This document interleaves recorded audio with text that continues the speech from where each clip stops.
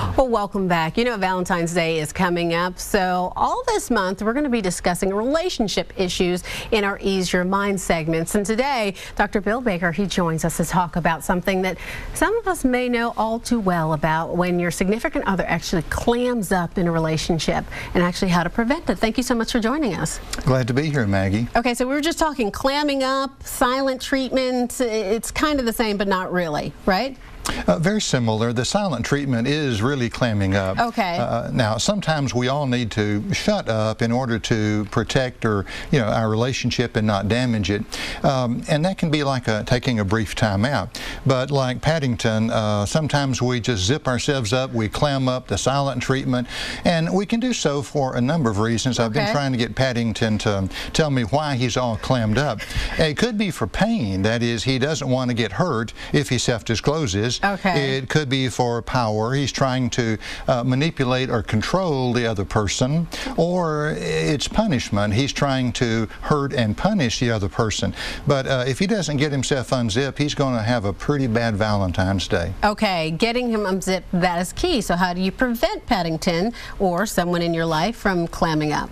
Well, the best way, I think, is just to practice good self-disclosure, which means do that. We need a formula like the 3 A's, like attitude, having a desire to open up and communicate, plus ability, having the skills for communicating and self-disclosing, plus action, putting that desire and the ability into daily action. You put those 3 things together and they add up to better self-disclosure or less clamming up. Now, one of the tools I like is to take the word speak, S-P-E-A-K, as an acrostic.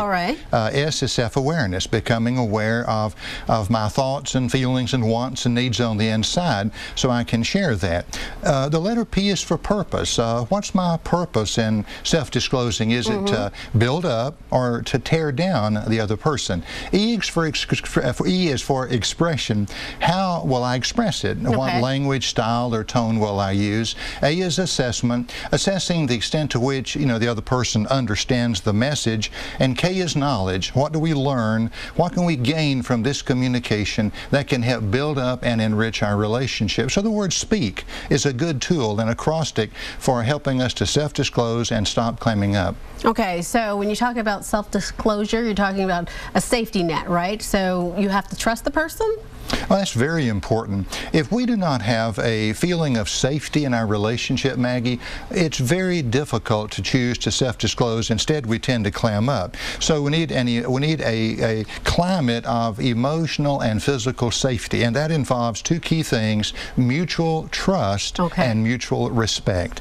And when Paddington learns more about that, he will unzip himself and start talking. And really, no one else can do that for him. He has to make his own individual choice, just like we do. But thankfully, it is a choice.